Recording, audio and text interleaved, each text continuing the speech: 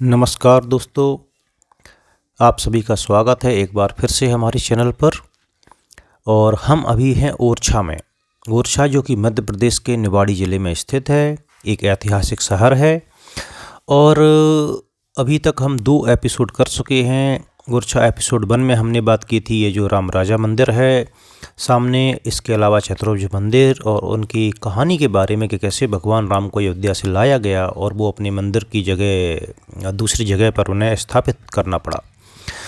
दूसरे एपिसोड में हमने बात की थी यहाँ की जो प्रसिद्ध काफ़ी खूबसूरत महल हैं, जहांगीर महल और राज महल, उसके साथ में ओरछा फोर्ट की और उससे जुड़ी कहानी के बारे में जो कि मुग़लों से जुड़ी है और जुड़ी है बुंदेलखंड के राजाओं से, और कैसे गौरा को अपना बलिदान देना पड़ा अपने राज्य की रक्षा के लिए और अपने कुल की मर्यादा को बचाने के लिए।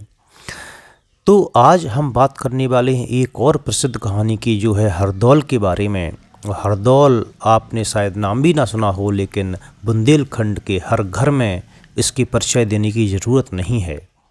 तो आइए चलते हैं हरदौल की ओर। फूलबाग है जगह और उधर ही एक हरदौल मंदिर भी है। अब हरदौल कौन थे? देखिए, हरदौल की एक कहानी है, लेकिन कहानी के पहले आप अगर बुंदेलखंड में कहीं भी पूछेंगे तो आपको हरदौल की कहानियाँ सुनने को मिल जाएंगी। और लगभग हर गांव में हरदौल का एक चबूतरा होता है और उस चबूतरे पे एक पत्थर की मूर्ति होती है छोटी सी, जिसे कि हरदौल बोलते हैं।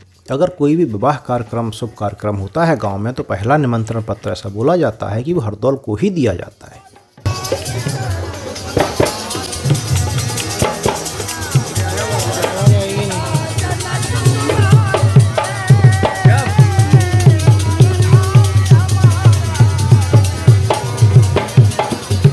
आइए चलते हैं हरदौल के मंदिर की ओर। ये जो सामने है यही मंदिर है, तो दर्शन करते हैं। हरदौल जो है, उन्हें जिनकी शादी होती है, खासकर लड़कियों की शादी, तो उन्हें मामा के रूप में देखा जाता है। वो क्यों हैं उसकी कहानी मैं आपको बताता हूँ। तो इस मंदिर की जो कहानी है वो शुरू होती है हरदौल के जो ओरछा के राजा थे वीर सिंह जुदेव।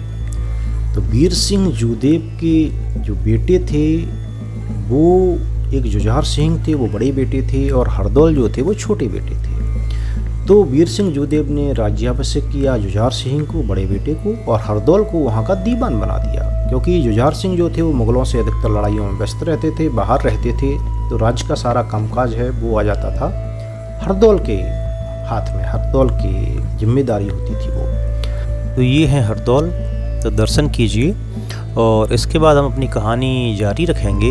और इसके बाद में कुछ जो महल हमने पहले देखे थे उन महल के फुटेज में डाल दूंगा जब तक कि कहानी पूरी नहीं होती है, और कहानी पूर्ण करेंगे। अब ऐसा बोला जाता है, ओरछा के गजेटियर में ऐसा वर्णन मिलता है कि कोई राजा था जो कि काफ़ी जलता था, वो नुकसान पहुंचाना चाहता था। इसके लिए वो जुझार सिंह के कान भर देता है, चुगली करता है और ऐसा आरोप लगा देता है हरदौल पर कि उनकी पत्नी जो है चंपावती, जुझार सिंह राजा की पत्नी थी रानी चंपावती, उनसे जो है अवैध संबंध। और जुझार सिंह को मान लेते हैं कि ऐसा होगा, क्योंकि वो अधिकतर बाहर रहते थे। इस तरीके से राजा उन्हें बताता है। तो जुझार सिंह आके अपनी रानी से बोलते हैं कि ऐसा ऐसा मुझे बताया है, और अगर ये सच नहीं है तो तुम जो है हरदौल को खाने में जहर दे दो। इस पर रानी काफ़ी गुस्सा होती है, क्रोधित होती हैं और दुखी भी होती हैं। बोलती हैं कि जब ये सच नहीं है तो फिर मैं अपने भाई जैसे देवर को क्यों मारूं, और वो मना कर देती हैं। लेकिन जब इस बात का पता हरदौल को पड़ता है तो वो अपने भाई से काफ़ी दुखी हो जाते हैं कि भाई ने एक गैर आदमी की बात पर भरोसा कर लिया और इतना बड़ा इल्ज़ाम जो है वो मेरी माँ जैसी भाभी पर लगा दिया और मुझ पर लगा दिया। और वो इसके साथ ही उन्हें पता चलता है तो वो जहर पीकर आत्महत्या कर लेती हैं, कि जिससे कि मैं ये बात साबित कर पाऊँ कि इस बात में कोई सच्चाई नहीं है और मेरे भाई की जो बात है वो सच हो। क्योंकि भाई ने बोला था अपनी पत्नी से कि अगर ये सच नहीं है और अगर तुम्हारे भाई जैसे ही संबंध है तो उसे जहर दे दो और उसे मार दो। तो वो उस बात को सच कर देते हैं। और इसके लिए समाधि भी बनाई जाती है। अब तो ये तो है कहानी। इसके बाद में उनकी एक बहन भी थी, कुंजाबाई, जो कि जुझार सिंह और हरदौल की बहन थी। उनकी एक लड़की थी, उस लड़की की शादी तय होती है। उस शादी तय होती है तो वो आज जाती हैं अपने भाई जुझार सिंह के पास और निमंत्रण देती हैं। और इधर एक भात लाने का कार्यक्रम होता है, जो कि मामा भात लाते हैं। जुझार सिंह जो थे वो कुंजाबाई को एक तरीके से बोलते हैं कि तंज कसते हैं कि जब तक हरदौल जिंदा था तब तक तो तुम्हारा प्रिय भाई था वो, तो तुम तो मुझे पूछती भी नहीं थी, और आज जब वो नहीं है तो तुम मेरे पास आई हो भात लेने के लिए, तो क्यों ना तुम अपने प्रिय भाई हरदौल से ही भात मांग लो।